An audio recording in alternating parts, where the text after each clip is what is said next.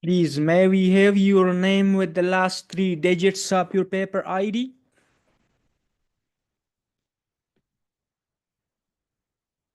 Some of you have with the name and the paper ID. I don't see the remaining, some of the participants, please.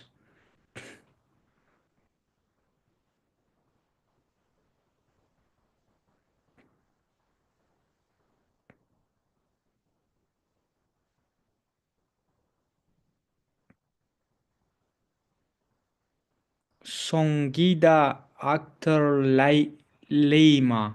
Can you please put your paper ID here with your name?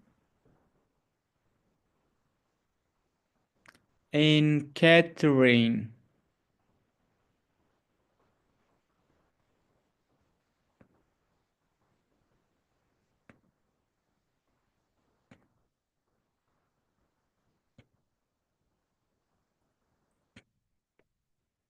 We have 5 more minutes and then we will start the session.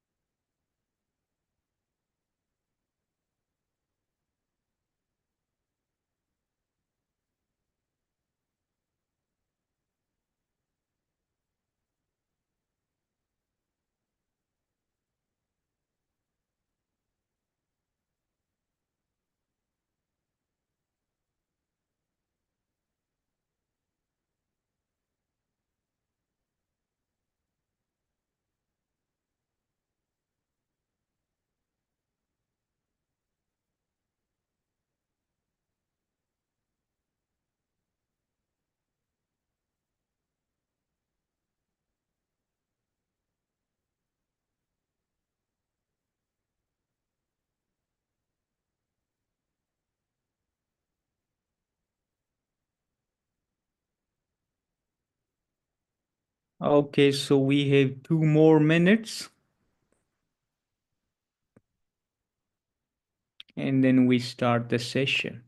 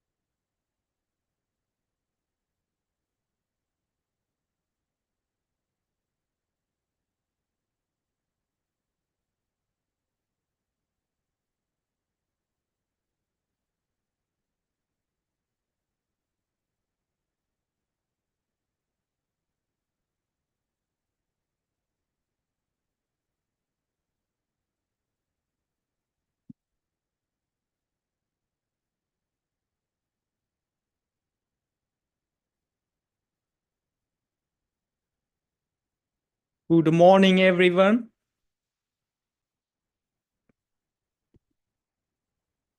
Okay, so we welcome all the participants to the International IIARPN Glovento Conference, which is organized by International Institute of Academic Research and Publication in association with Glovento Conference.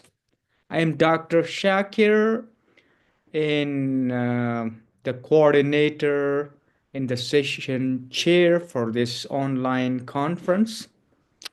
I hope that all the participants already got the program schedule and other instructions for this online conference. And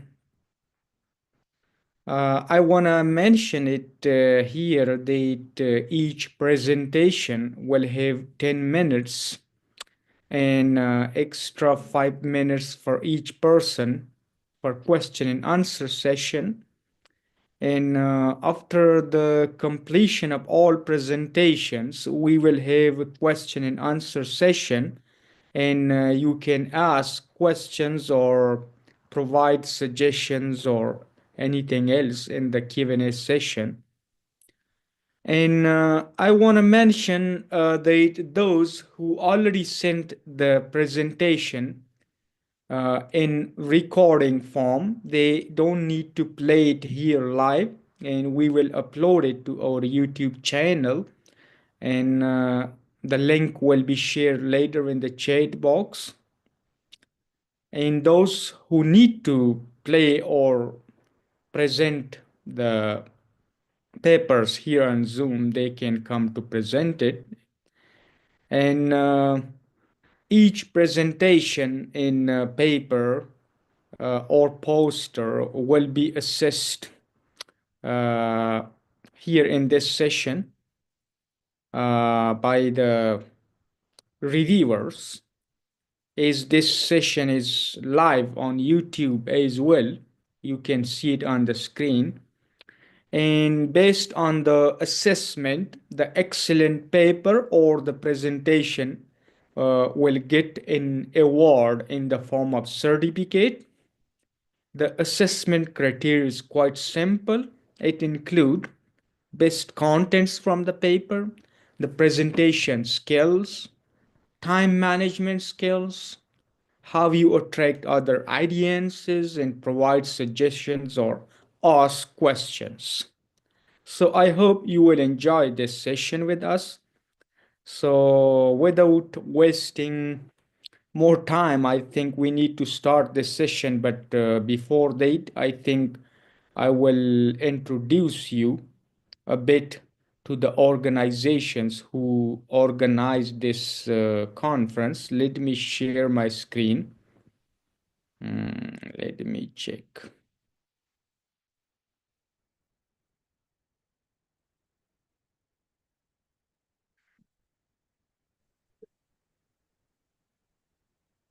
Can you see the screen?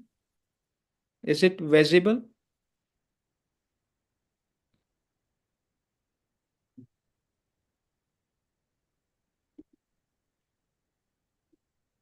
Is it visible to everyone?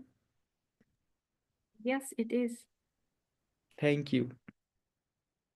Okay, so this is IIARP, and it is a dynamic conglomeration of academia and professionals which is dedicated to promote research and innovation, making a significant global impact.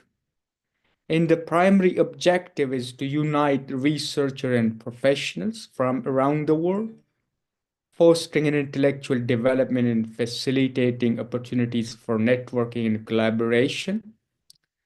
And this organization is actively engaged in various academic activities, including networking events, meetings, conferences, workshops, other research projects. Additionally, we are committed to publishing cutting edge research publication and recognizing outstanding achievements through academic awards and scholarships as well. So these are our associates and partners: Clavento Conference, Conference Alert 360, and manuscript edited by IIARP. So what basically we do, uh, world-class networking, connect with the global community of scholars and researchers and other experts in academia, and national as well as international conferencing, and academic journals publication in different journals, Scopus, Web of Science, and peer review international journals. So IIARP is a well known organization which is dedicated to fostering a global scientific and academic collaboration with the rich history of organizing international and national conferences in different places, and significant contribution to various fields of study. And our extensive network spans across numerous countries, including but not limited to Bangladesh, Egypt, India, Indonesia, and many other countries around the world. Uh, so here are some of the opportunities for you as a participant in this conference. Your abstract will be published in the conference proceeding book with the DOI number, and your paper, selected papers, will be published in international peer-reviewed journals such with the DOI, which are indexed by Google Scholar and Dowd. You can also choose to publish your paper in Scopus and Web of Science journals. For this one, you can contact our team later. I will share the contact information, and we will guide you how to submit and prepare your manuscript to be submitted in Scopus and Web of Science Index journals. We also provide comprehensive publication support, including manuscript editing services, journal submission, uh, response to the reviewers, and many other things related to submissions in Scopus and Web of Science Index journals. For this thing, you can contact our publication team. Later, I will share the contact information.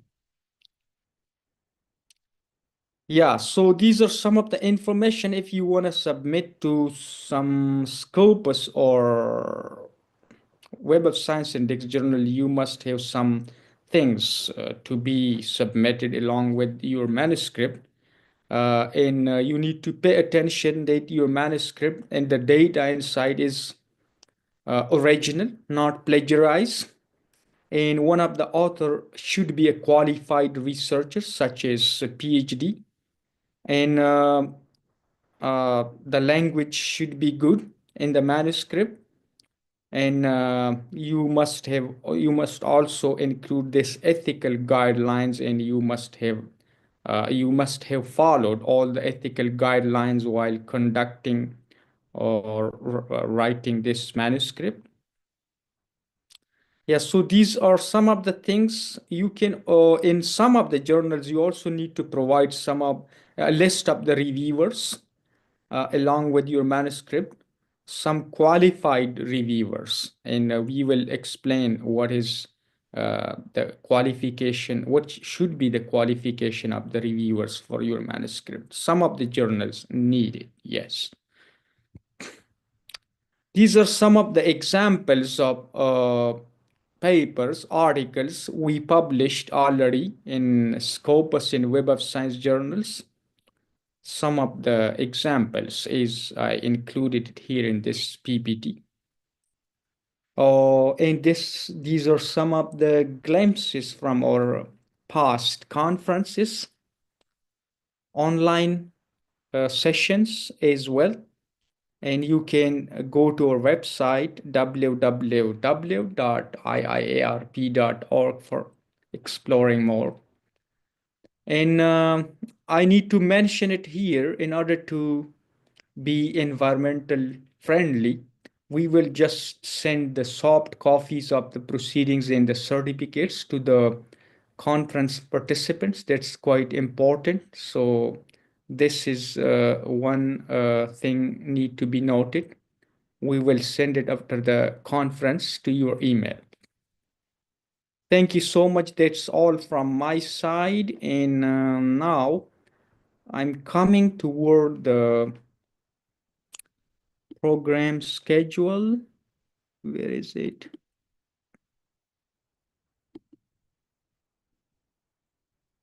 We have a lot of participants in this schedule. And the first one is the paper ID 029. And the paper title is Protection from Internal and External Faults Using Differential Protection Scheme for Power Transformation and Validation Using Simulation Model, to be presented by Previn Sankwar. Are you available?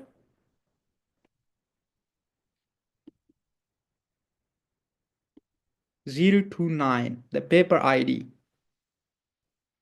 029. That's why I requested every participant that if we may have your first name with the last three digits of your paper ID, that I can see on the screen who is available and who is not.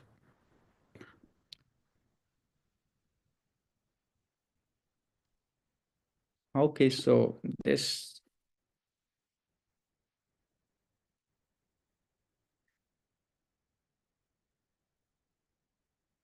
check is not available.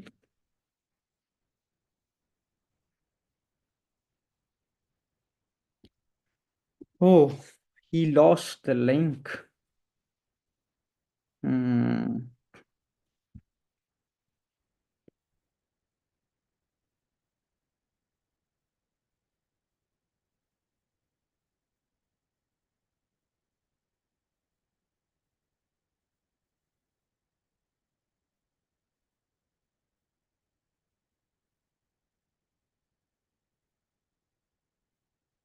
Okay, so he lost the link. We will come back to him. The second paper is 030, and the paper title is Relationship Between Friendship and Cognitive Function in Older Adults, to be presented by Lei Zhang.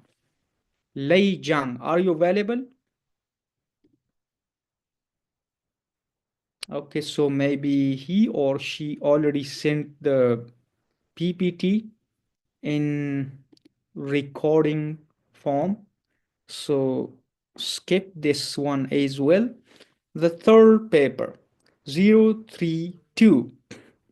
The paper title is From Policy to Practice, How HRM in the USA Can Lead the Way in Embedding Diversity, Inclusion, and Equity in Organizational DNA, to be presented by Songida Akhtar Lema. Sorry if I'm mispronouncing your name. Are you available? Yes, I am. Please share your screen. Please share your screen เปิดในนี้ดีกว่า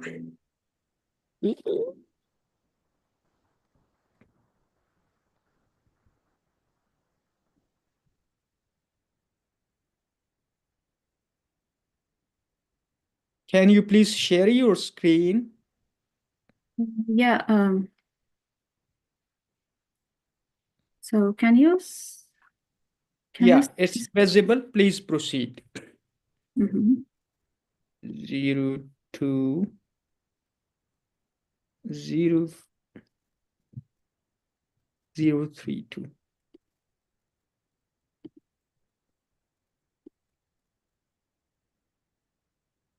Yeah.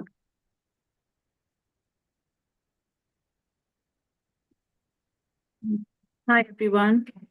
It's a pleasure to be here today. I am Sanjidakta Lima, presenting our research on how HRM in the USA can lead the way in embedding diversity, equity, and inclusion into organizational DNA. So this study was conducted in collaboration with my co-authors and affiliated institution. So let's explore how we can move DEI from policy to impactful practice. I'm sorry for that. Yeah, this one.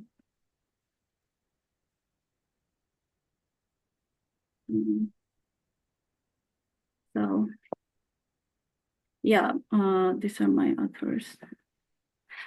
So yeah, here's the abstracts of my research. This research examines how HRM integrate DEI into organizations using a mixed methods approach, quantitative survey, case studies, and interviews. We analyze the effectiveness of DEI strategies. Key finding shows that leadership commitment, employee engagement, and accountability are crucial for success. We also provide global comparisons and actionable recommendation for HR leaders. So about the introduction of DEI is no longer optional. It's a business imperative. Research shows diverse team boast innovative and financial performance. However, despite recognizing its importance, many companies struggle to implement effective DEI strategies. Our research aimed to uncover why and how organizations can bridge this gap.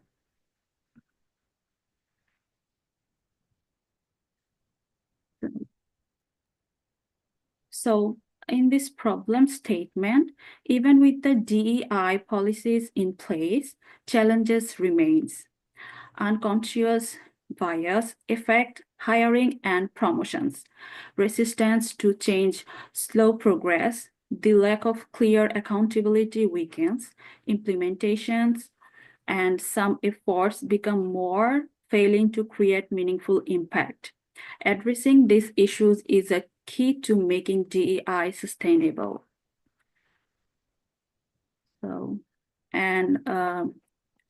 So here is some methodology that we use to a mixed method approach. We contacted with interviewers, with HR professionals and employees, served 500 employees across 10 organizations, and analyzed case studies in tech, healthcare, and finance. AI-driven data analytical were also used to measure engagement, retention, and leadership diversity.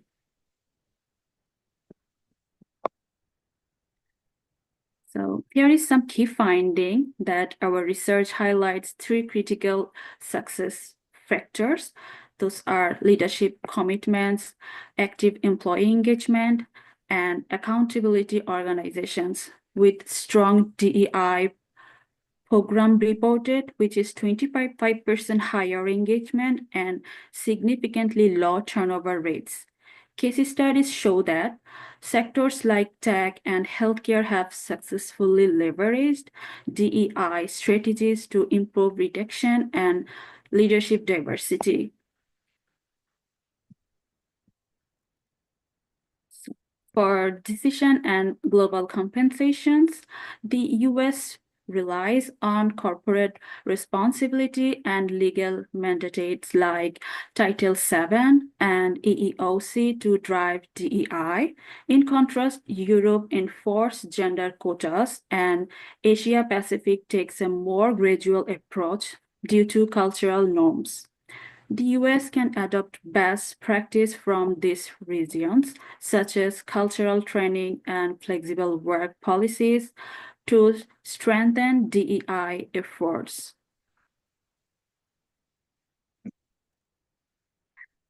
So here is some from my side conclusion. To make DEI truly effective, organization must embed it deeply into their culture.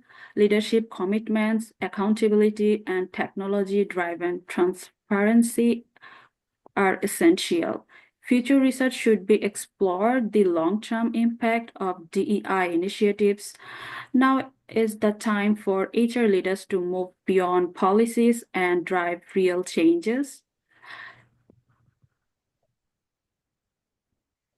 So yeah, we would like to thank all the HR professionals, employees, and organizations that participated in this study.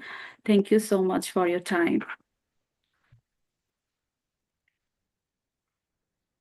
Thank you so much.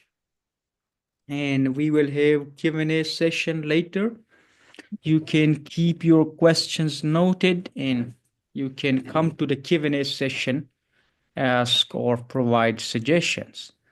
Okay, so please stop sharing your screen and we will move to the next one.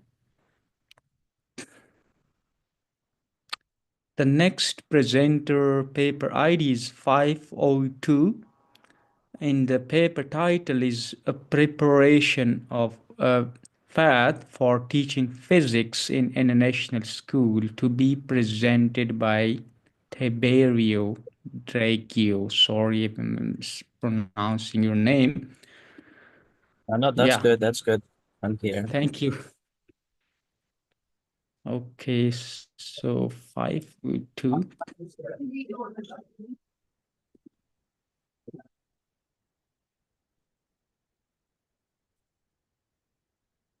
502.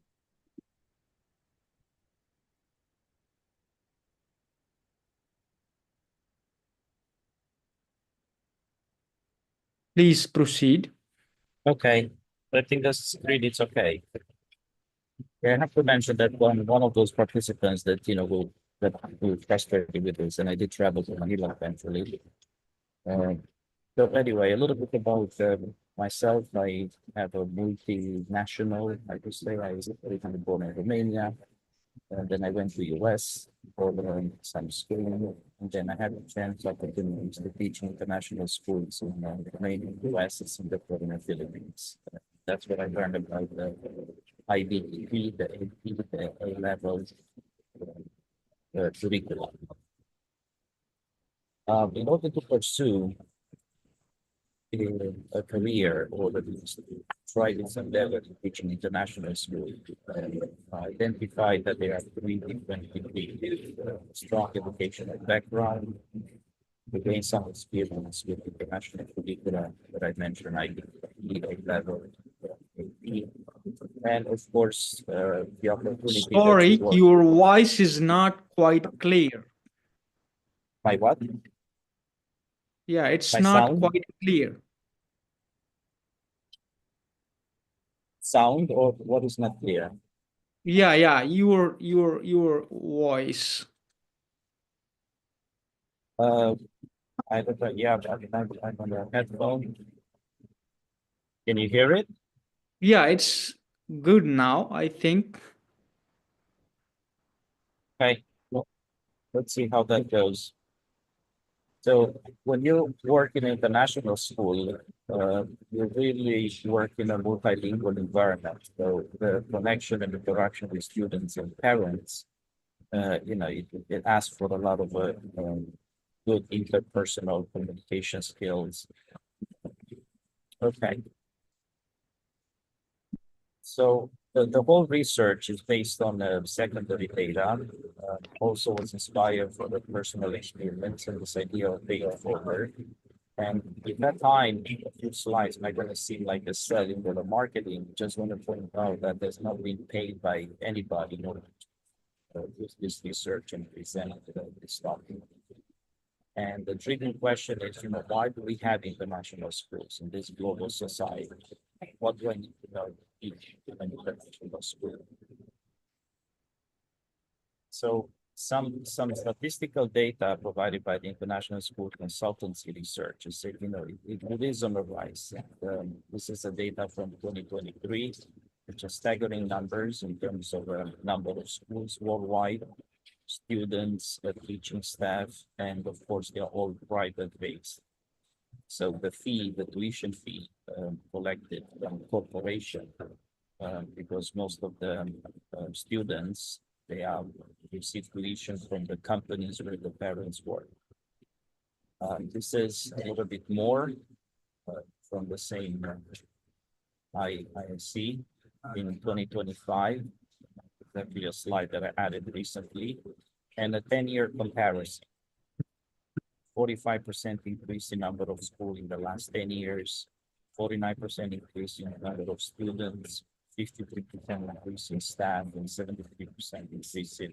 So it's a multi-billion-dollar market. Where are those schools? That's what I found it interesting.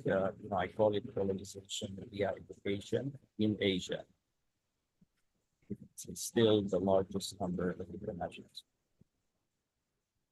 So I was looking at English-speaking countries because most of the international schools are taught in English. What do you need to do for that particular country in order to gain a teaching license? So I identify some common things in terms of a Bachelor of Science and Master teaching license. They vary a little bit because of the geography and the way, in particular in Canada, in Australia, in the US, they have territories and states rather than like a federal overall procedure. Experience for countries a little bit more prone towards immigration, they need the language proficiency. As we know, people who come in, they're not all bad. They are professionals in teaching, and I speak from personal experience in this way. It was very welcoming. My transition from Romania to the US, I went through the process of recognizing the teaching license, and eventually I was able to integrate because there is a mechanism where you can do it all legally and smoothly. Some country specific. Also, all these acronyms, I have them in a paper. So just some legit resources that I use in order to provide that diagram before the table. So is there questions that your global universal teaching license? And the short answer is no, but there is. And I was able to find the IPGCE, so UGCI, the equivalent terminology that can be applied only in the UK. And this is widely recognized in international school with the specification that it's an academic qualification, it's not a teaching qualification. So meaning that somebody in the UK, if you have the IPGCE, you cannot teach. You have to have the local license. So I went to explore, went to a different universities that they do offer this program. And just to give an example, I choose University of Nottingham because they have multiple campuses in addition to UK, China, and Malaysia. And this is what they say about what is the aim and the purpose of the postgraduate international education. 3 modules that usually they take you over 20 credits, 6 hours, 600 hours, the whole course. 1.5 year or 2 years is the recommendation to do. And the observation is that these are general courses. They're not subject specific. Another example I wanted to give is that the University of Bath, that's what they say also about the PGCIE, and very similar. During this regular 2 years, you have to take it 3 units with this title. And many others. Those are just 2 examples. Okay, the next step about international curriculum. So as I mentioned, the most common those 3 IB provided by IBO, the A level, particularly the Cambridge International, the Pearson, Excel, and by the College Board. Each one they have their own level of courses. I'm working on another presentation about similarities and differences in all these 3 curricula, but those are specific differences. The next 3 slides are a little wordy. I wanted to give a little bit of a background what is IBO.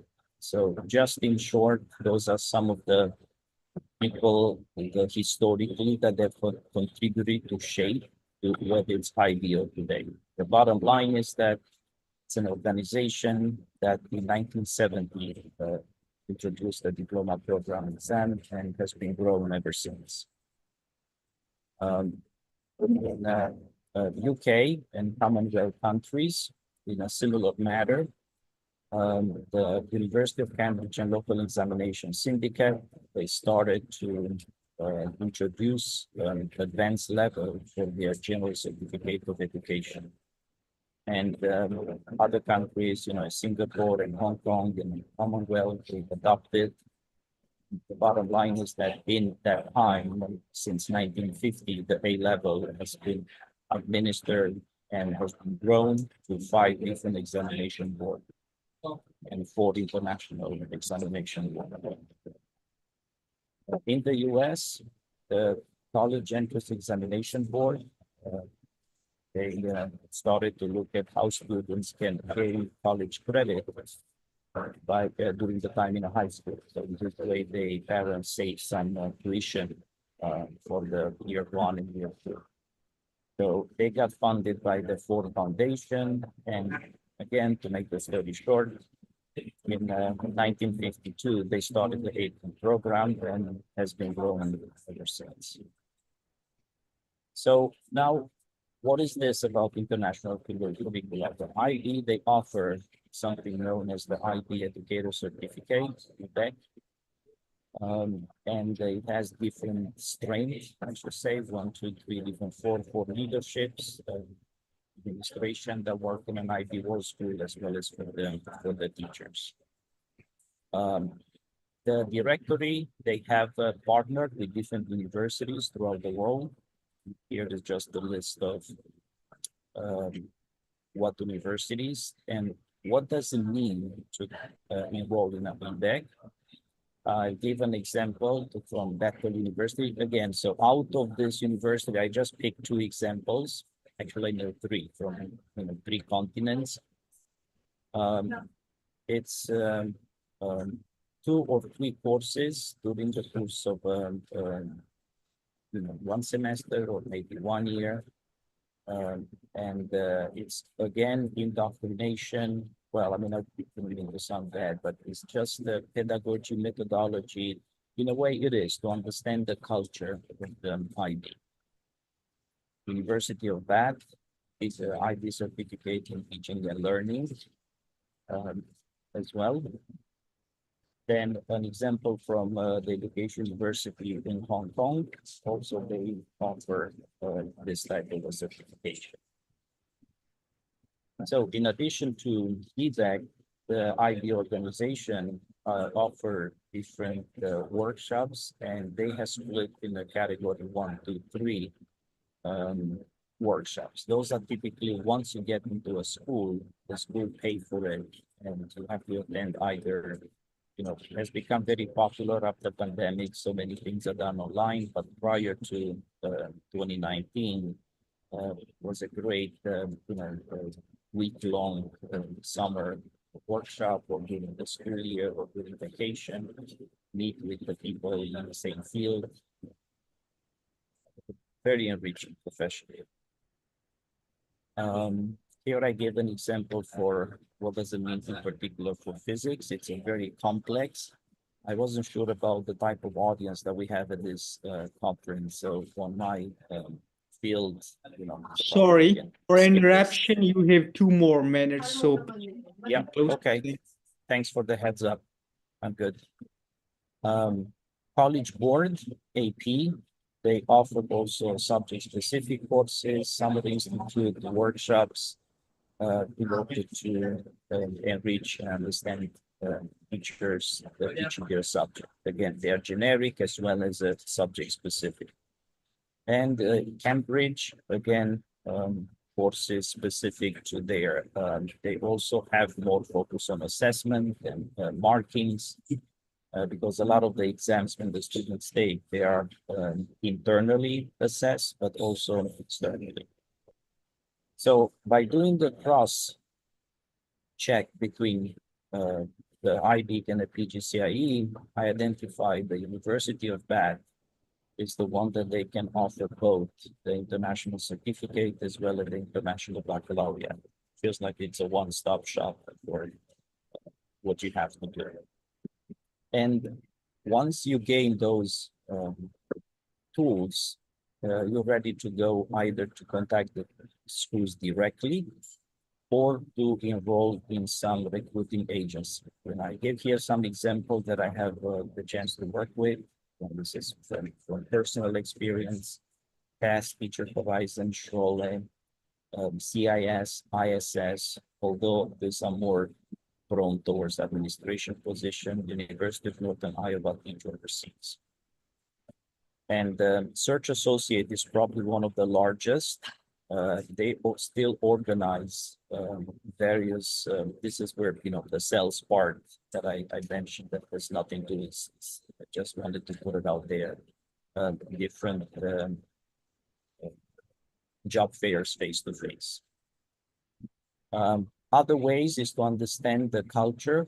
There are many international school holdings and conglomerates, Cognita, Wolfsblue, North Anglia, GEMS, that they are corporations for profit that rich people they invested to start international school throughout the world. Different type of organizations where the school competes in arts, in sports against each other, Fobesia, COBIS, BSME. And International School Review, if you want to learn about from students, from internations and other ways to connect with the expats prior to getting into this adventure. Other things to consider, you can see on my screen, are the schools accredited? Yes, this is in particular if you have the chance to travel and you have a family on your own. Okay, once the kids graduate from international school, what happens? Graduate with the school legit, and they do them a favor in order to go to college in whatever country. And this is where, you know, my last slide is there are more that can be talked about and what does it mean to teach there. Again, this is just by 40 years of experience accumulated. Yeah. You know, it's basically, it's a family decision with many consequences. Okay. So in my conclusion, it's a very complex thing. You need to be professionally know what you do in your subject, to deal with the recruiting agency, to do the due diligence, and of course, it's a personal decision to get into this field. That's it. Thank you so much. Thank you for sharing your research findings, and we will have Q&A session later after the conference. So please come and join the Q&A for this presentation. And now I will come back to a participant who missed due to the due to some internet issues. 029, the paper ID, protection from internal and external faults using a differential protection scheme for power transformation and validation using simulation model, to be presented by Praveen Sankwar. Are you available now? Yes, Professor. Yeah, thank you for accommodating. I'm sharing my screen. Yeah. Yes, please proceed. 029. All right. So I'm going to be presenting on an interesting topic on power systems for protection from internal and external faults using differential protection scheme for power transformer and validation using a simulation model. So let me go into a little bit about myself, my biography. So I'm a master's and a bachelor's graduate in electrical engineering. I am also a working professional and I'm actively engaged in research projects in electrical power systems, electric vehicles, electrification of the transportation sector, power resiliency of the system, vehicle to grid integration, and many more. So let me talk a little bit about the abstract of the research that I performed here for the protection of the power transformer. Just to give a background, that power transformer in power engineering is a key component because of the fact that it steps up or steps down the voltage at the required level at multiple stages within transmission distribution of the power. It is very important to ensure that this major component is free of any issues with faults. My purpose of this research is to develop a conceptual or at least a simulated model to make sure the faults are detected properly and are simulated using the right software so that the control mechanism can eliminate these faults or at least isolate these faults and make the system more resilient and allow lesser outage to the customers. So this is just a photograph. If you see on the right hand side is a power transformer, a little bit of an open view. You can see the windings, the bushings up on the top, the fins that are pretty much for temperature regulation from like the air movement or the wind movement. So within the transformer, there could be cases of internal faults. So that's something is because of the oil leakages, because of shortage of these windings that you see here. So there are many faults that can occur inside the enclosure, and that's what is called an internal fault. And then what are external faults? So external faults is pretty much anything that happens outside of the enclosure. So for example, in this photograph, anything outside of the enclosure, any faults on the bushings, any fault in the incoming and the outgoing feeders would be considered as an external fault. And the external faults are caused due to overloading pretty much, over voltages, sometimes under frequency, because the operating frequency is ideally supposed to be 60 hertz in North America, and in Asian countries, it's like 50 hertz.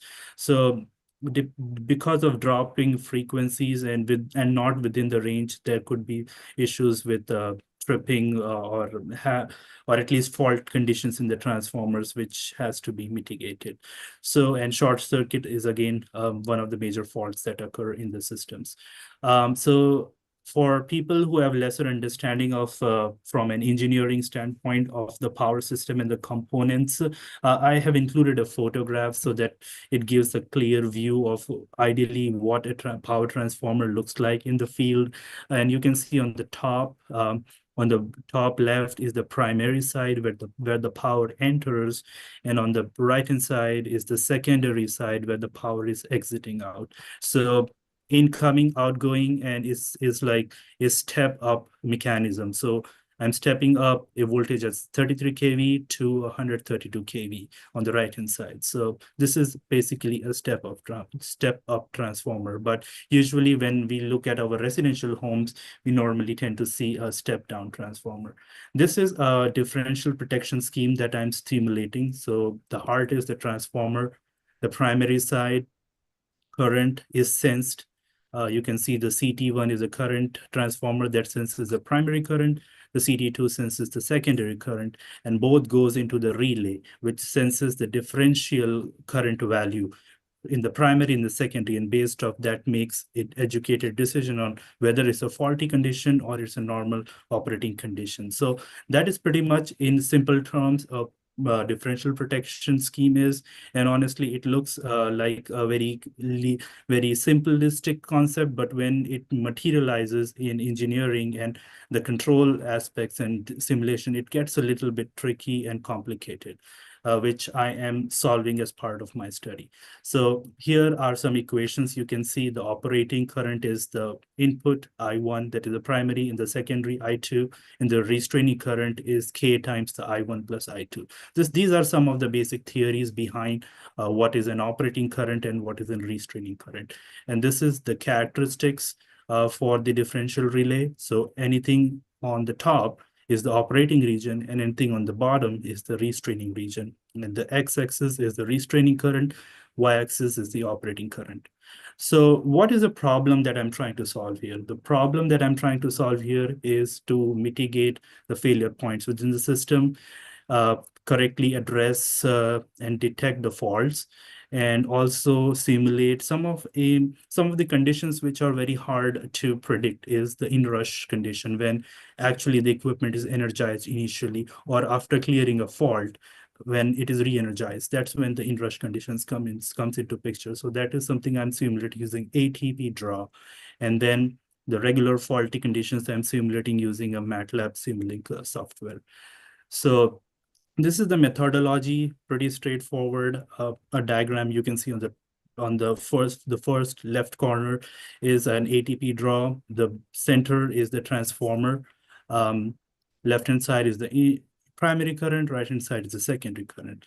And you can see the primary currents I've simulated are on the bottom left, secondary on the bottom right, and on the top right is the differential current value.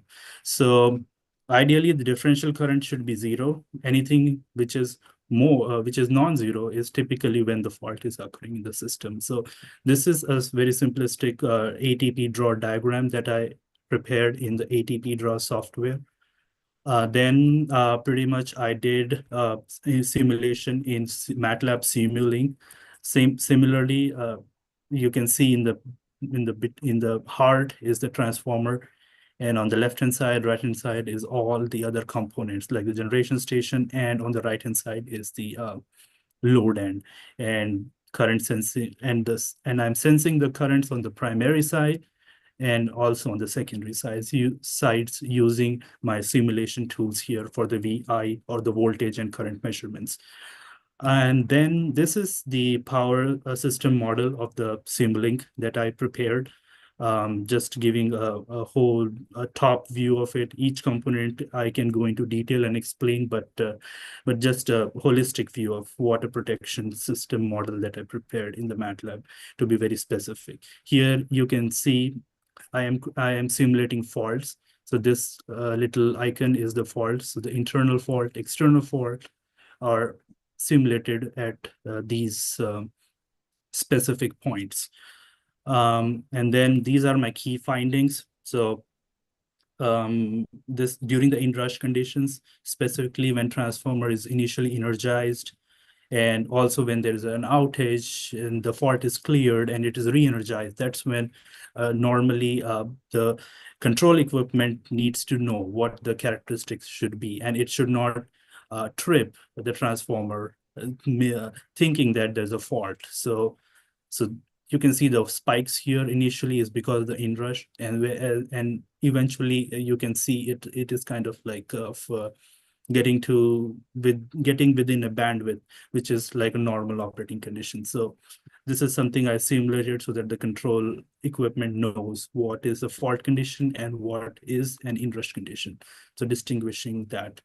And here is the diagram of again, the internal fault that I simulated. You can see when it is close to the zero, that's when there is no fault condition. But when there's a difference, that's when the fault is coming in.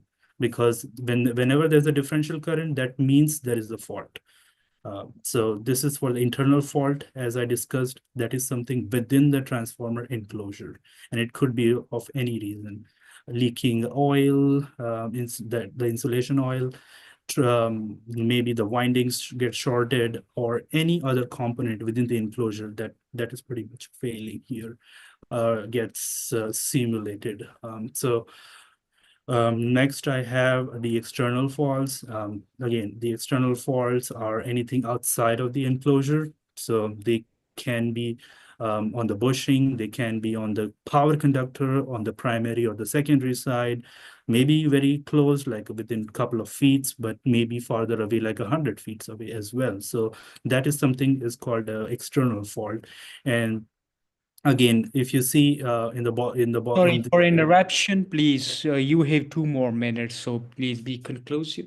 Sure. Thank you very much for reminding.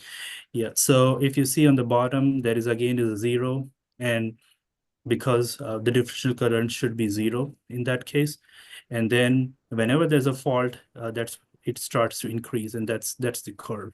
So this is for the external fault simulation I created, and let me go into discussion and interpretation. So pretty much this model in ATP draw, because why I selected ATP draw is because it can simulate in-rush conditions pretty well, and is really helpful for power engineers because they need to know what the ideal characteristics should be when there's an in-rush condition compared to a steady state condition. So that is one item. The other thing is it allows me to make sure the relays are not malfunctioning, and also know when to sense when exactly is the fault and trigger the breakers to trip and isolate the fault.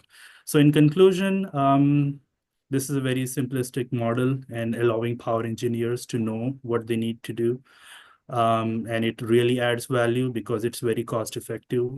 These softwares are pretty much open sourced many times, but these modelings will definitely allow somebody especially in industries to be more simplistic and cost effective in providing solutions.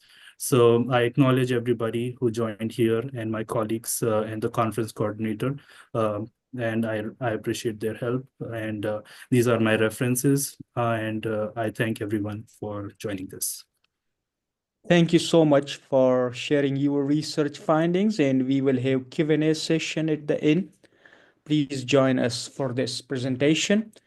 So now I will move to the next presenter, 502, and we have 506. The paper title is Constructing an Interdisciplinary Aesthetic Teaching Training Curriculum for Early Childhood Education through Project-Based Learning, to be presented by Li Xuan.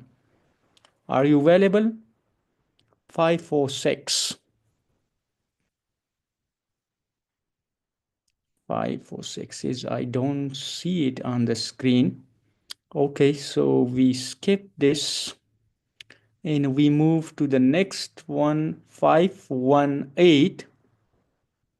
The title is Knowledge Management, a Strategic Driver of Competitive Intelligence, to be presented by Eftihar Zerhouni. Are you available? 518. The paper ID is 518. Okay, maybe is presentation in the form of recording. So let me move to the next one. 528. The title is Raising Cyber Threats Awareness Through Cyber Shield, a game-based approach to cybersecurity education, to be presented by Stephen. Are you available? 528. 528. Steven isn't Yeah. Steven is available, but I think I'm gonna be the one who is presenting the presentation. Is that okay? Okay, please proceed. Okay. 528. Gonna share my screen.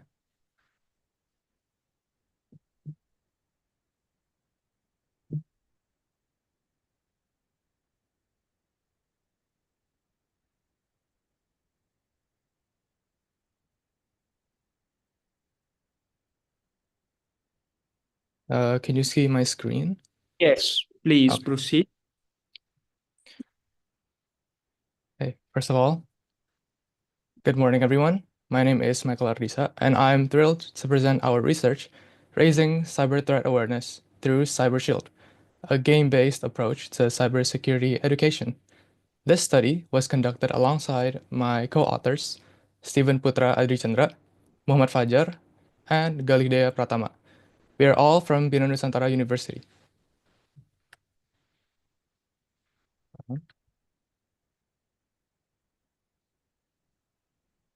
With the increasing integration of digital technologies in our daily lives, we also face an ever-growing risk of cyber threats. Our project focuses on how a serious game like Cyber Shield can be an engaging and effective way to educate users about cybersecurity. Our research highlights the effectiveness of using serious games as a tool to educate people about cybersecurity concepts, particularly in an interactive, low-stake environment. Here's an overview of what we will discuss. First of all, the methodology that we use to evaluate CyberShield's educational potential, and then the analysis comparing computer science students and non-computer science students. After that, our findings on how players perceive and learn from the game, and lastly, the key takeaway and implications of our work. By presenting this, we hope to showcase the potential of games like CyberShield in addressing critical real-world challenges. Okay, let me first walk you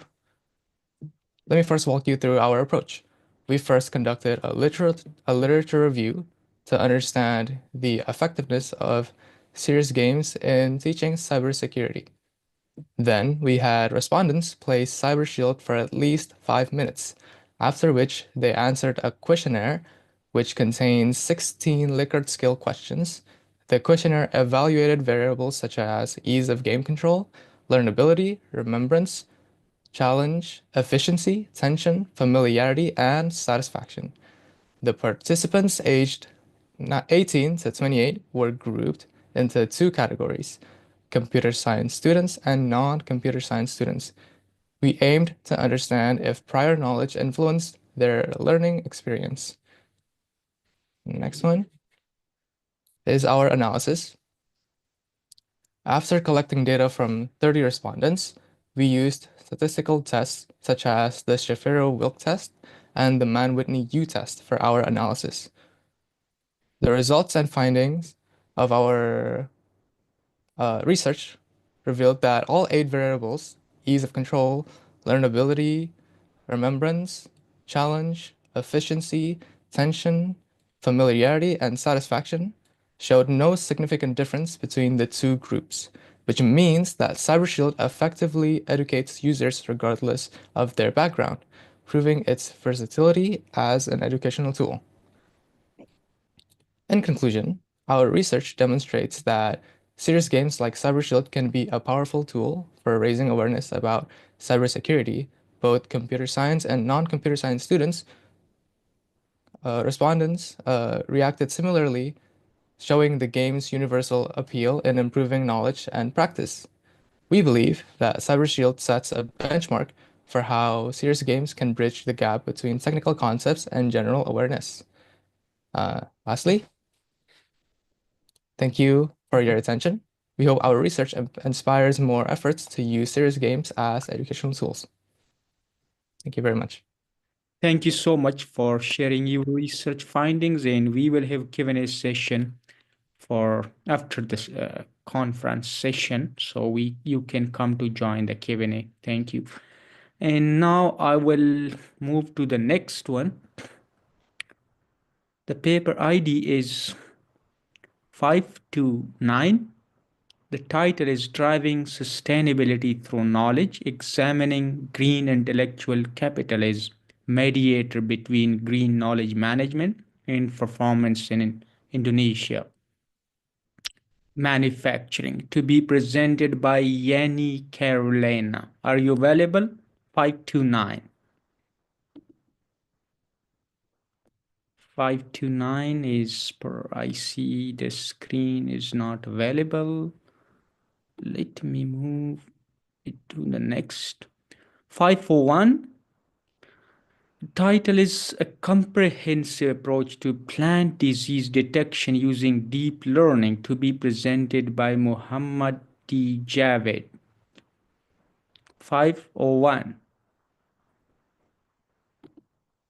501. I don't see it here. Okay. And the next one is 517. BERT for sentiment analysis in Thai hotel review, to be presented by Puta Keech. Are you available? I'm ready.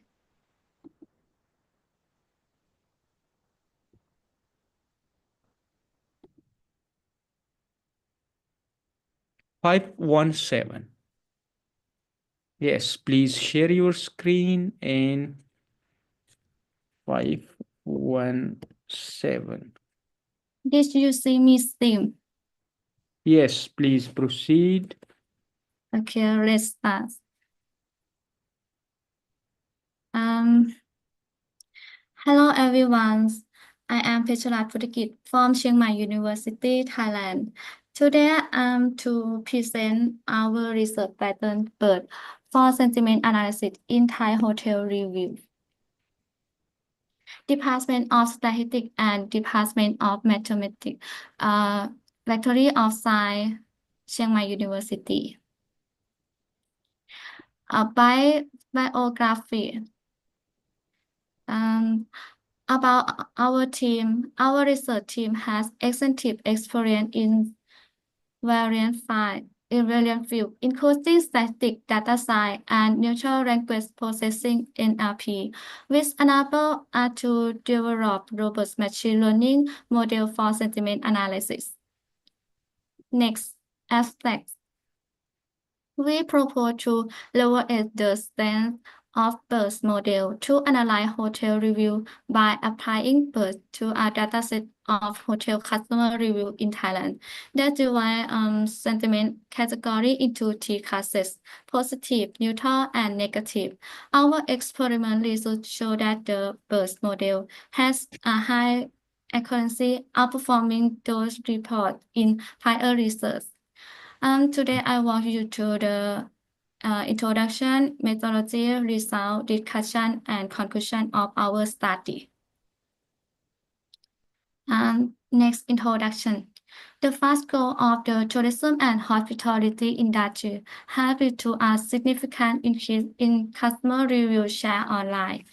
That review help tourists discover new accommodation with a favorable atmosphere and reasonable price. That sheer volume makes it time-consuming for travelers to choose the right option. Negative review can influence booking decision and impact a hotel image. Therefore, automate sentiment analysis is essential to help hotel operators and customers make data-driven decisions. Problem statements. The Thai language present unique challenges for sentiment analysis due to its diverse writing style, absence of space between words, and multiple meanings for a single word. This makes it difficult for traditional sentiment analysis model to perform accurately. Scope of the study, our study allowed to apply BERT model for sentiment analysis in Thai hotel industry and evaluate its performance comprehensively. Next. Methodology, model implementation, we use BERT, which consists of two main components. One, Smart Language Model, MLM. These pre-training tasks allow BERT to learn bi-directional representation of text by randomly making words in a sentence and predict them based on context. 2. Next sentence prediction, NSP. This helps us understand relationship between sentences by determining whether a given sentence logical follow another. The model was fine-tuned to classify sentiment into 3 categories. Next, data collection and handling imbalance data. We collect hotel review from Agoda and TripAdvisor, two popular travel platforms in Thailand. Since the data was imbalanced, we apply oversampling and undersampling techniques to ensure better model performance. Next, data preprocessing. We use auto tokenization from Hugging Face transformer library. Preprocessing step 1, tokenization convert text into tokens. 2, padding and truncation standards sentence right. The dataset was split into 80% for training and 20% for testing. Performance evaluation metric. To assess the model effectiveness, we use standard evaluation metric, accuracy, precision, recall, and F1 score. Next, result. Our experiment result demonstrates that the BERT model achieves a high accuracy of 89.31% and F1 score of 89.43%, surpassing the performance of previous study. Key findings: high accuracy in sentiment classification with an overall accuracy of 89.31%, highlighting this model effectiveness. Reliable precision, ensuring correct sentiment prediction while minimizing false positive. F1 score of 89.43%, indicating balanced performance across all sentiment classes, positive, neutral, and negative. And strong prediction and recall score, confirming that our model effectively distinguishes sentiment polarity while reducing misclassification error. Next, we will analyze the confusion metric and training rod to gain deeper insight into the model's strength and limitation. Next, discussion. The confusion metric show that the positive and negative review are classified accurately, but a neutral sentiment is sometimes misclassified. Neutral sentiment classification remains challenged due to ambiguous language.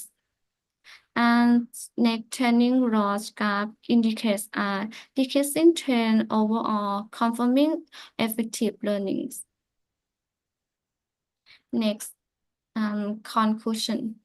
In conclusion, our research demonstrates that BERT is highly effective for the sentiment analysis of Thai hotel review, exhibit a strong classification performance, and help hotel operator respond to feedback more effectively. For future works, we propose once improve national sentiments classification use domain-specific Thai lexicons. To increasing data set to analyze aspect-based sentiments such as server cleanliness location. Because we need to expand our datasets to cover diverse aspects and provide a deeper understanding of customer opinions. next acknowledge the research was funded by scholarship for undergraduate study to pursue a graduate study from the Faculty of Science Chiang Mai University. Thank you for your time and attention. Thank you so much for sharing your research findings, and we will have Q&A session. You can join it later. And now we are coming to the next presenter is 520, a hybrid deep learning model for forecasting PM2.5 concentration in northern Thailand from satellite images, to be presented by C. Uta Vijit. Are you available? Yes. 520.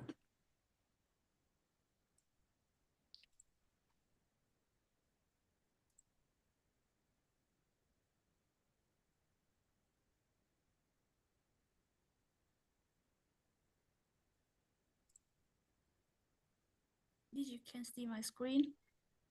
Yes, please proceed. Okay. Hello everyone, my name is Shutinan Pothavijit and I'm from Department of Statistics, Faculty of Science, Chiang Mai University. It's a great honor to be here today. My research focused on a hybrid deep learning model for forecasting PM2.5 concentration in northern Thailand from satellite image. Our research team consists of 3 members with expertise in deep learning, machine learning, and hybrid model in time series data. Together, we have collaborated to develop and evaluate the hybrid model for PM2.5 forecasting. Air pollution, particularly PM2.5, is a major public health issue causing respiratory disease and premature death. Northern Thailand faced several PM2.5 pollution, mainly due to agriculture burning and forest fire from February to May. This study introduced a hybrid model combining convolutional neural network and long short-term memories. To forecast PM2.5 level, use satellite data on aerosol optical depth, temperature, precipitation, and ozone. The CNN LHTM model outperform other models, achieve high accuracy, low error rate, and better prediction. As everyone knows, PM2.5 is extremely harmful to health and cause variant disease, as shown in the figure 1, which display the percentage of death from disease caused by PM2.5 in 2021. The source of PM2.5 can be both direct and indirect. Direct sources include pollutant from a factory, power plant, transportation, and wildfire. Indirect sources result from complex chemical reaction in the atmosphere influenced by factors like aerosol optical depth, precipitation, ozone, and temperature. Northern Thailand is one of the regions most severely affected by PM2.5 pollution, primarily due to forest fire and the burning of agricultural land after harvest season. This is largely because agriculture is a main occupation in the regions. The use of hybrid deep learning model to estimate PM2.5 concentration from satellite imagery has gained a lot of attention recently. This is mainly due to the limitation of traditional air quality monitoring, such as high cost, limited coverage, and geographical challenge that lead to inaccurate reading. This research focused on using public available satellite imagery, which is accessible at any time and cover the study area comprehensively to forecast PM2.5 level in northern Thailand, where the issue is particularly severe. Let's now move on to the research methodology.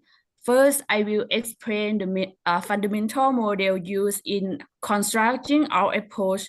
This concludes cohesion neural network, and long short-term memory, which serve as the core component of our hybrid model. In the architecture of CNN, specific layers are added, including convolution layer that extract significant characteristics from the data, and pooling layer that decrease the data dimension obtained from convolution layer to reduce the number of parameter and unnecessary computation. These layers work in conjunction with fully connected layer present in the hidden layer of NN to enhance the processing efficiency of complex data structure such as image or video. And next, the LSTM model is a category of recurrent neural network proposed to analyze sequential data and capture long-term citation. The LSTM model has a unique architecture that enables them to update information regarding long-term citation. The structure of the LSTM model consists of multiple cells, each containing three important components, which are the forget gate, the input gate, and the output gate. The CNN LSTM model is a hybrid model that combines convolution neural network and long short-term memory to estimate PM2.5 concentration in northern Thailand from satellite imagery, which can be described by the following equation 9 and figure 2. Figure 2 in the slide illustrates a hybrid model used to estimate PM2.5 concentration in northern Thailand from satellite imageries. The model consists of the following main steps. The first step, we will input satellite imagery data. Second step, we will predict the PM2.5 concentration, use the CNN model. Third step, we will estimate the error from the CNN model prediction and analyze this error using the LSTM model in the fourth step. Finally, we will combine the prediction from the CNN with the error analyzed by the LSTM model. We evaluated the proposed model by comparing its performance with the CNN, LSTM, multiple regression, and Salimak model using MAE, MAPE, RMSE, and R-square. The result as shown in the figure 4 clearly indicated that the proposed model achieved the low MAE, MAPE, and RMSE value, while obtaining the high R-square value. This means that the proposed model outperformed the other model. Figure 5 presents a comparison between actual and predicted value of the hybrid model. You can see that the actual and predicted lie closely match. This indicated that the proposed model is effective in forecasting PM2.5 concentration in northern Thailand using satellite imagery of 4 environmental variable LD, temperature, precipitation, and ozone. In conclusion, this study utilized satellite imagery to overcome the limitation of traditional air quality monitoring. We developed a hybrid deep learning model for PM2.5 prediction. And the model was compared with other approaches, including CNN, LTM, multiple regression, and Salimak. The result clearly show that the hybrid model outperform all other model in forecasting PM2.5 concentration in northern Thailand. For future work, we aim to enhance the model by incorporating additional factors such as more detailed environmental data, and we also plan to test the model in different regions to improve its generalization and reliability. Thank you very much for your kind attention. Thank you so much for presenting your research findings, and we will have Q&A session. You can join it later. Let me check the next one. 520. This is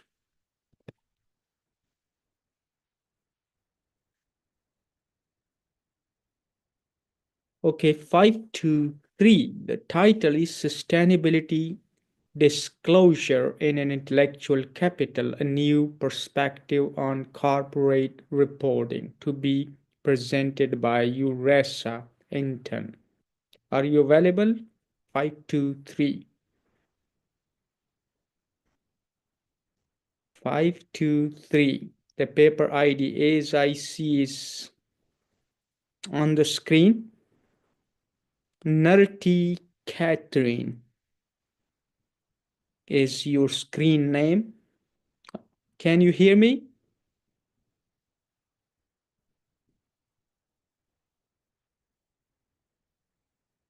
Five, two, three. The paper ID is 523. Eurasia Intan.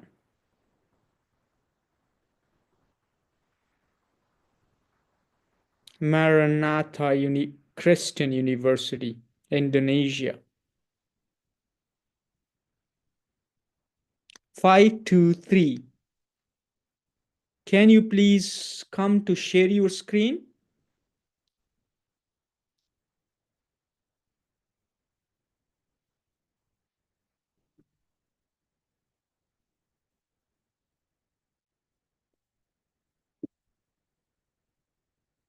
Eurasia, can you please come to share your screen and present your paper?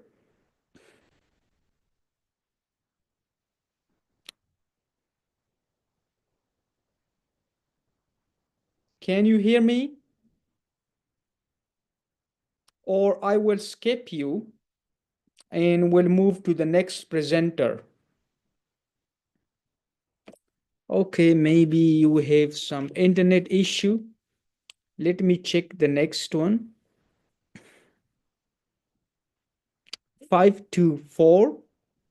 And the title is Hierarchical Label-Wise Attention for Imbalanced Multi-Label Thai Text Classification, to be presented by Sovika Klobin. Are you available? 524. Okay, I'm here. Please share your screen. 524. Okay, you see my screen? Yes, please proceed. Okay, good morning everyone. My name is Suvika Prabin and today I will present our research on hierarchical label-wise attention for imbalanced multi-label Thai text classification. Okay, for this study, multi-label text classification allow a single text to be assigned multiple categories. Is widely used in the sentiment analysis, document catalyzation, and the last one used for customer feedback analysis. However, its patient challenge in handling imbalanced datasets where some categories are underrepresented. The last one, Thai language, is a lack of space between words, make tokenization and filter extraction more difficult. Our study, we aim to the proposing hierarchical label-wide attention to improve label dependency record and implement card weighting to boost performance in the underrepresented category. The last one, apply the model to Thai tech data, contribute to the research in Thai NLP. Our primary goal is to develop the model that effectively capture relationship between words and labels in multi-label classification for Thai text. Okay, for this study, we collect the data of 24,500 Thai language customer reviews for feedback from Facebook, X, and Pantip. These reviews are manual labeled into X categories such as chatbot, image, product and service. And the last one is the other category. To address the challenge of Thai tech, we apply tokenization using Thai NLP's stopword removal and smooth to handle the data imbalances. Our model was trained using the Adam optimizer with the learning rate of 1.5, batch size of 64 and early stopping over 100 efforts. We evaluate performance using precision, recall, F1 score, and the Hamming loss. Okay, for our model performance well in achieve on F1 score of 0.76 for accessibility, 0.69 for staff, and the last one 0.61 for product and service. The macro average score will allow 0.82 for precision, 0.83 for recall, and 0.85 for F1 scores. Overall is the strong performance.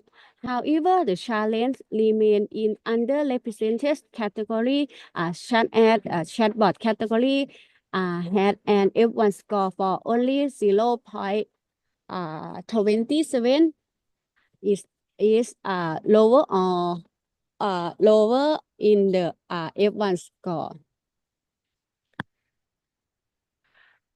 To summarize, our hierarchical label-wide attention model show a strong accuracy with a macro F1 score of 0.85 and lower Hamming loss of 0.0877.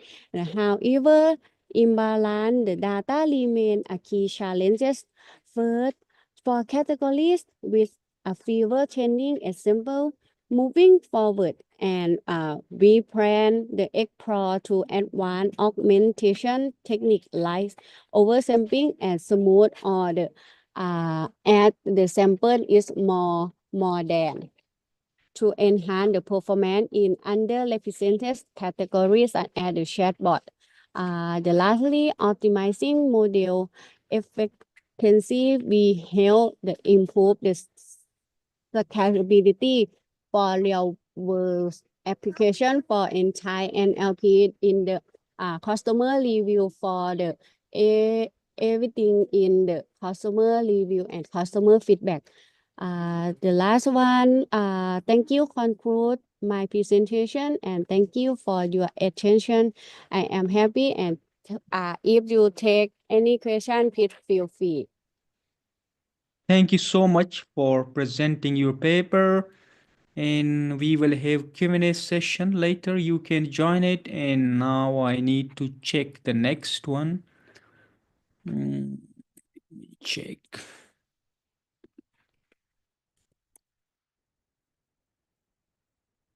Five, two, four. Okay, the next is 536. The title is a bibliometric analysis of integration artificial intelligence in learning for early childhood education, ECD, to be presented by Dian Ramadani for Dvika. Are you available? Okay, thank you, sir. I'm available. Analysis. Wait. I don't know.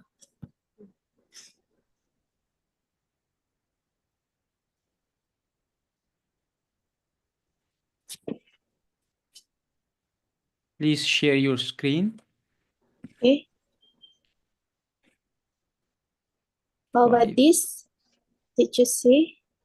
536. Yes, is visible. 535. Okay. Good morning, everyone. It is a pleasure to be here today in Zoom. My name is Dian Ramadhani Padwika. I am from Indonesia, Universitas Pendidikan Indonesia. And I'm excited to share insight from my bibliometric study on the integration of early artificial intelligence or AI in early childhood education. AI is transforming education worldwide, right? And understanding its impact on young learner is crucial for shaping the future of learning. So, this study explored the integration of artificial intelligence in early childhood education through a bibliometric analysis. It examines research trends, key contributors, and international collaboration in this rapidly evolving field. The analysis covers data from 2020, 2003 to 2025, revealing a growing interest in AI-driven learning system and adaptive education. So the growing research interest in AI for ECE, consistent increase because research interest in AI for ECE has consistently increased, particularly since 2019. Publication also growth peak in 2023 and 2024, indicating a surge in scholarly attention to this area. And also the keyword focus. The keyword analysis reveals a dominant focus on AI-driven learning system, machine learning, and adaptive education. These technological approaches are central to current research. Unexplored aspect, there are aspects related to the socio-emotional impact of AI on the children, the role of educators, and also ethical consideration remain unexplored, highlighting gaps in the research landscape. So, the key contributor and limited global collaborations. The United States, China, Hong Kong are leading this research field. However, global collaboration remains limited. Many developing countries have minimal involvement, signaling the need for more inclusive partnership. And furthermore, most studies focus on theoretical framework rather than real-world applications in a classroom. So this gap highlights the need for more empirical research on AI implementation in early childhood education. So transformative potential and ethical considerations. AI can revolutionize early childhood education by enhancing personalized learning experience and also encouraging creativity and critical thinking, also adapting curricula to individual student needs. However, AI also has limitations. It struggles to fully understand children's emotions and also language development. Ethical concerns such as fairness and also privacy and accessibility must be addressed to ensure responsible AI integration. And bibliometric analysis, education, and AI research. I think this is not it. Okay, this is AI applications in early childhood education. There are literacy and language impact in several key areas. Literacy and language, AI power storytelling applications have improved vocabulary and narrative skills, especially for bilingual learners, and also game and play. AI support interactive and personalized play, promoting innovations in learning, and also moral educations. AI-driven videos enhance engagement in moral educations, fostering both cognitive and also emotional development. Next, about gaps and the future direction in AI for ECE. Long-term impact, we need more studies on how AI affect children's development over time, and also ethical concern. Bias and also privacy issues require strict ethical frameworks to ensure AI is fair and also inclusive. Also, the third one is interdisciplinary collaborations. Researchers, also educators, and also policymakers must work together to create AI-driven learning environment that benefits all children. So the last one is research in conclusions, the research on AI in early childhood education is growing rapidly, focusing primarily on technological advancement. However, crucial gaps remain, particularly in social, emotional, and also real-world implementations and inclusive collaboration moving forward. So we need more real-world classroom applications, also longitudinal studies on AI impact on children, and also greater support for teacher and also parents. To ensure AI benefits all learners, international collaboration is really the key. By working together, we can create an adaptive, inclusive, and ethical AI-powered education system. Thank you for your time, and I look forward for your questions. Thank you. Thank you for presenting your paper. We will have Q&A session. And let me check the last one. 536 and 34.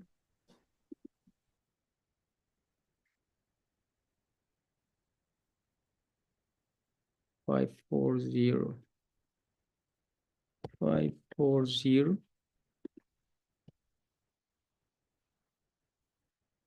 Okay, this is the last presenter, 540.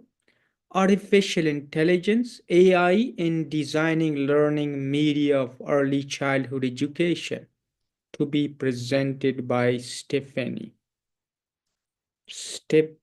Septiani, sorry, I missed your name. Are you available? 540. The paper ID is 540.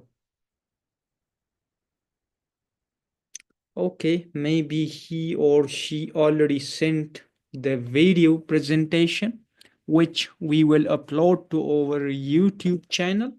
You can check it later. So that was the last presenter, which is not available.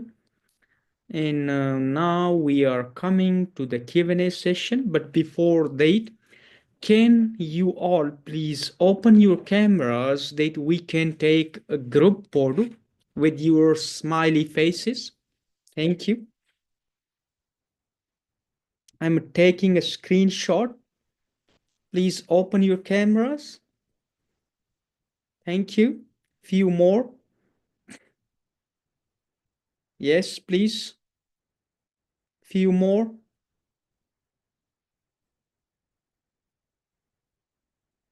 Thank you. Few more need to open their cameras, please. If you want.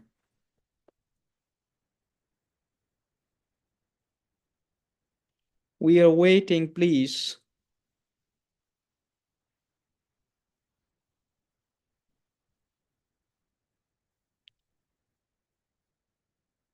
Yeah. We are just few and more are needed. 3 more need to open their cameras, please.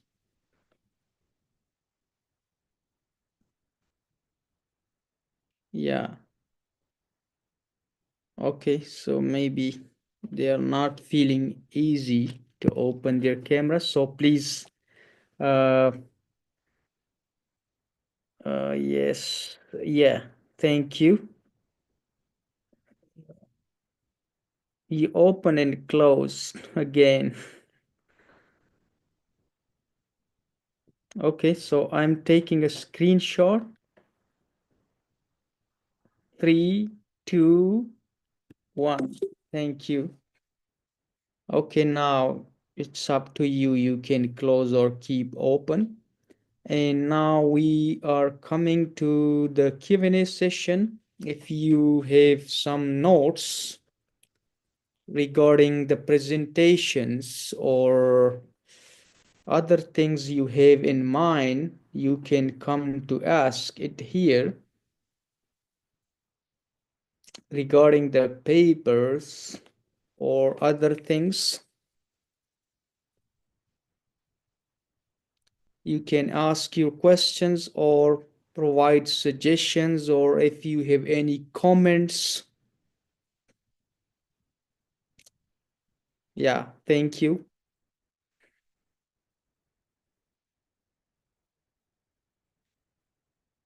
Any question?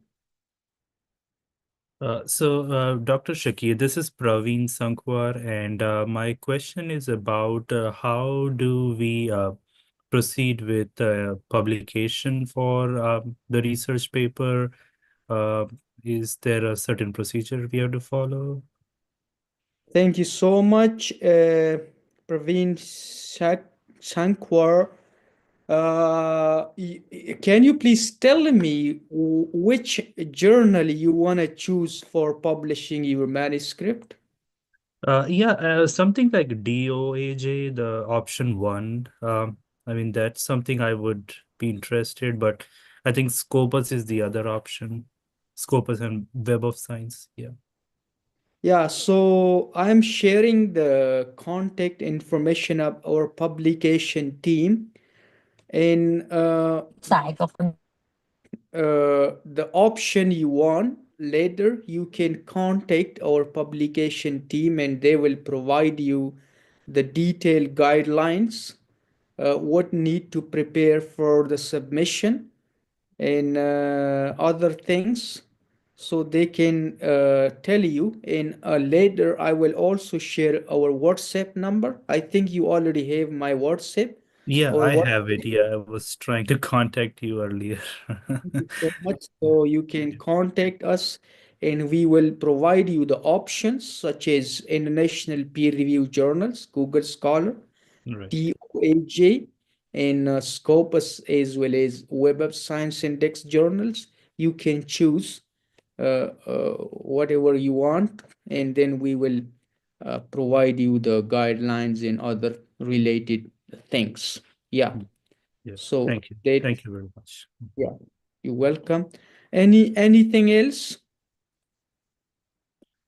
Uh, Other participant want to ask regarding publication or other things?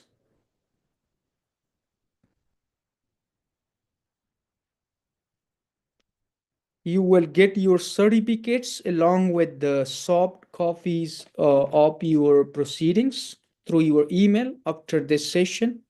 Yeah, so today you will get it. Okay, I observed few of the papers. I don't know if you can you will be easy to provide answer to my questions. I have just few questions from paper 502, and that was quite interesting study. Uh, and you mentioned something related to the colonization of education in Asia, and something like knowledge economy. I wanna listen from you, from your perspective. How do you see this perspective, like the Western side in Asia, and they are kind of colonizing the education, and they have created a kind of knowledge economy. So you have a deep study on these things, and if you want to share your thoughts regarding this, it will be, I think, quite interesting. Thank you. Okay, yeah. I mean, it's a term that I came across, but also is not something that I personally coined. And I think it's historically it starts with in my view, with the British Empire and all the Dutch and the Spaniard and out they all came, and eventually Americans in the Philippines tremendously. So they left a footprint. Now, that has gone because the independence has been gained. You know, the colonized country have left, but they left a footprint in terms of the implementation of the Western point of view in the health system, in education, in the taxation, and other, you know, social services. So to focus on education, I think that it's an ongoing process for a few reasons. First, I think it's economics. In terms of everybody knows that the global companies from Australia, from US, from Canada, European, they prefer to come to Philippines, to China, to Vietnam for cheap labor for whatever factories and whatnot. And along with that, corporation, they send their people to those countries in order to supervise and have that management and administrative position, and they hire locals for a relatively lower position, but the upper management is still Westerners, so to speak. So because of that, when they relocate with their families in those countries, well, what happened with the children?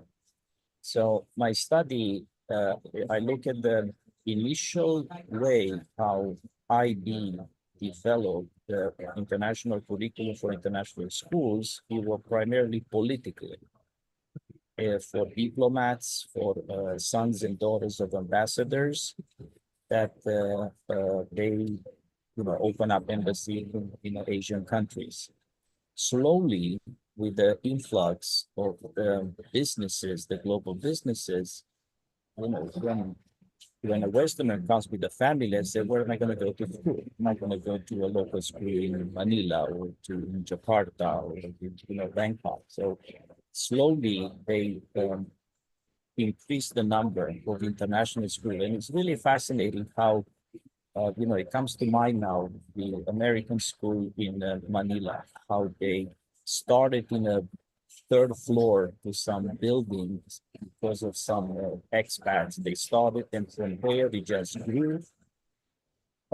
They implemented a little bit, I mean, it wasn't even have that AP or IB level, because they started from a kindergarten, and then to primary, and then secondary, and then the American base came and they relocated in Fort Bonifacio in BGC, they bought the land.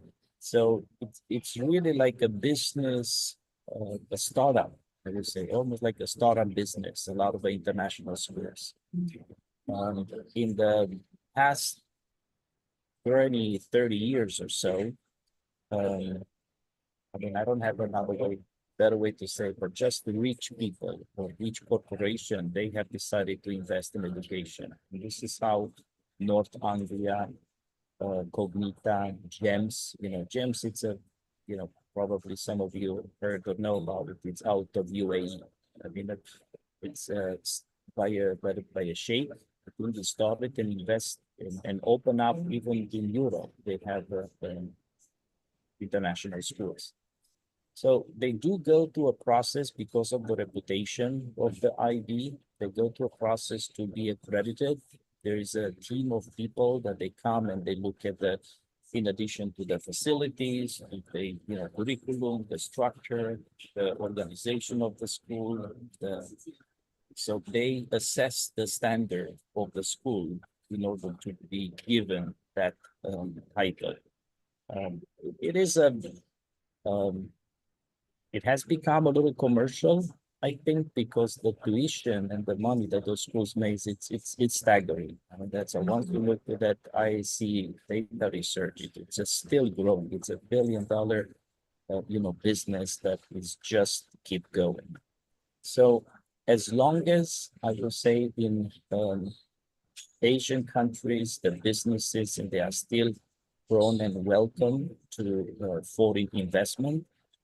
I'm not so sure politically about, Thailand, Indonesia. I just want to mention those countries because I see some of the audience are from there. But in the Philippines, they have so many businesses that they come, factories in solar, in energy, in the time I spent here, I was able to make connection and field trip with the students to different companies, and they just keep coming.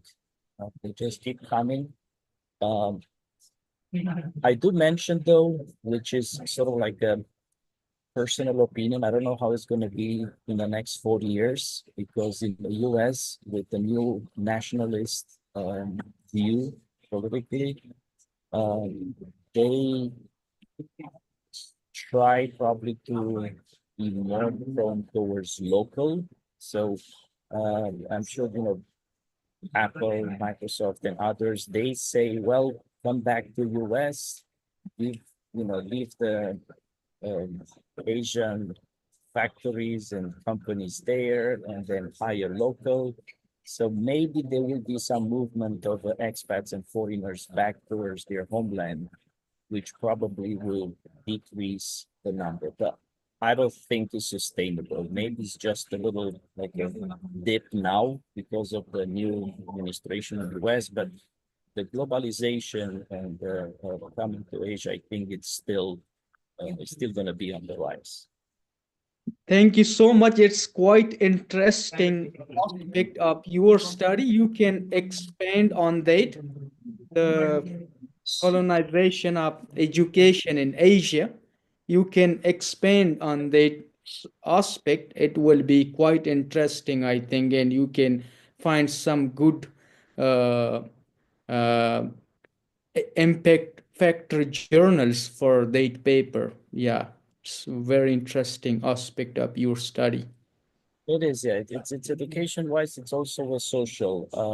I mean, I have with my colleague look at some United Nations data and statistic about the movement of population. Although you can't really find specific in terms of what country, and so our next step is probably to look at the individual data from some countries, but they're hard to find. What is the population, let's say, movement from Germany? How many Germans they live, they go to work in Vietnam? Yeah, It's hard to find specific per country because not everybody report that.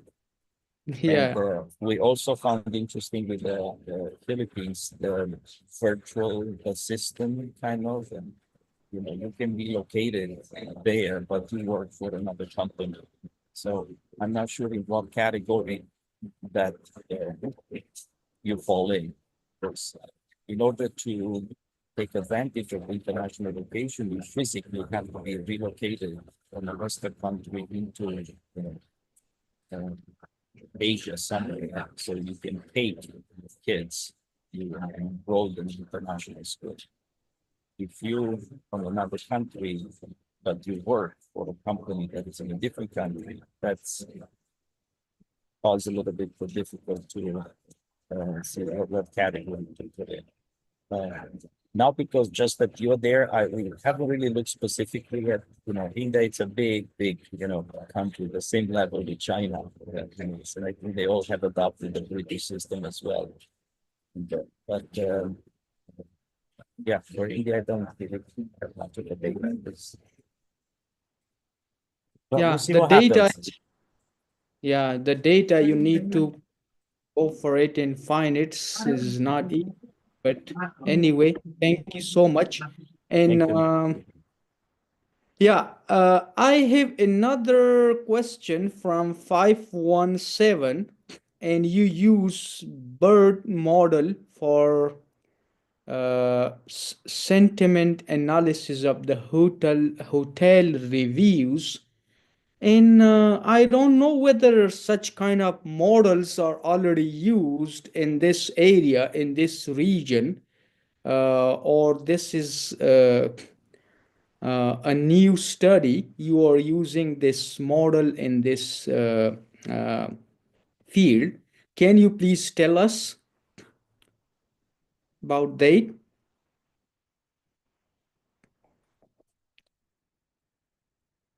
517.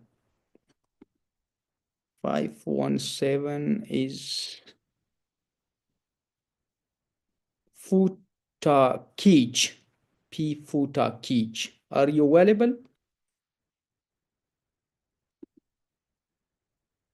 Why I'm asking this question? Because most of the scholars, they repeat the similar studies, and when the paper go to the journal, and the journal just rejected because it's just the repetition of the previous studies, and then the scholar or the author ask us that why this paper was rejected or what happened to our paper.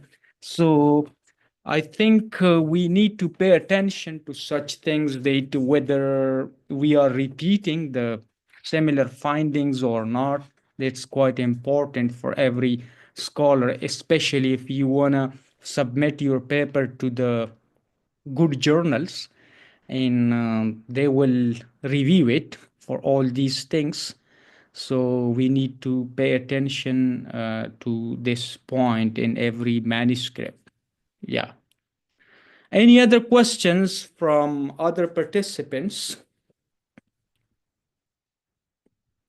If no question, so I wish that today's session was enjoyed by all the participants, and it's really great experience with all of you. I observed all the papers presented here, and with very good research ideas and good efforts, with good methodologies and achievable objectives. But still, we need to improve the papers in light of the reviewers' comments or suggestions, if we really want to make it happen in good journals. And yes, some of the participants were not able to present it here live, and they already sent their video PPTs, and we uploaded it to our YouTube channel. You can check it here. I'm sharing the link here, the YouTube link here in the chat box. It's here. Chat. Yeah, it's here. The YouTube link. And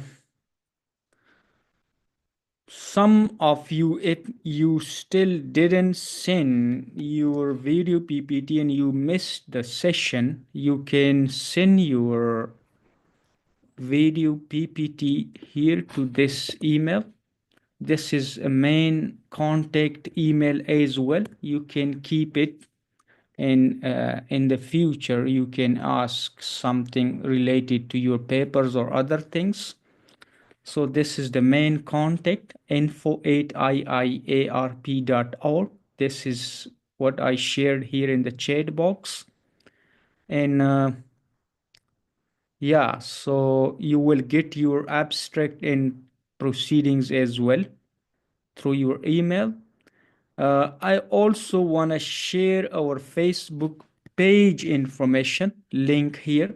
You can like and follow it for future information, not only conferences, but workshops, scholarships, and many other things. You can find the updated information through this Facebook page. And I'm also sharing the WhatsApp number. If you use WhatsApp, you can add this number I'm sharing here in the chat box. You can add this number, and some of you may be also interested in joining our journals as reviewers and editorial board members.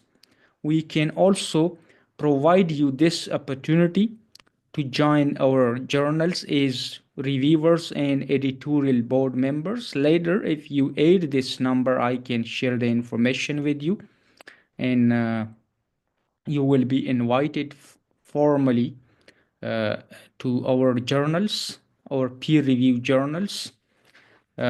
to the board and the review team as well. So this is our number. After adding this number, I will add you to our official WhatsApp group for future information. So please don't forget to add this WhatsApp number. And yeah, that's all from our side. And we are still here. If you have any question, you can ask me here, or later if you have other questions, you can come to the email or to the WhatsApp, and you can inquire about that. Dr. Any Shakir, question? yeah, Yeah. sorry, yeah, I have a question about whether you could help with a reference for me for these presentations I have done. I have done like 2 conferences with you. This is my second one, so I was looking kind I of like remember you. yeah. So yeah, if you could Thank you help me so with much reference letters. Yeah. Thank you so much for joining again the second or the third session. Right. Thank you for that. You mean the referencing, you wanna make it is which style of referencing? A reference letter like somebody who has been actively working in my kind of research. Pretty much the first one I presented here was resiliency of power. And the current one that I Mhm. presented was for power system protection of the transformers. So my area is mainly in power systems. So if you could provide me, because I already did 2 presentations here. So if I can get some kind of a reference from you that Yeah, please that later work after the was session, impactful and like that. contact me in WhatsApp, and of course we will help you in that. No issue. Okay. Right. Yeah, thank you very much. And I'm also very much interested if you could share details about being a participant as a reviewer member.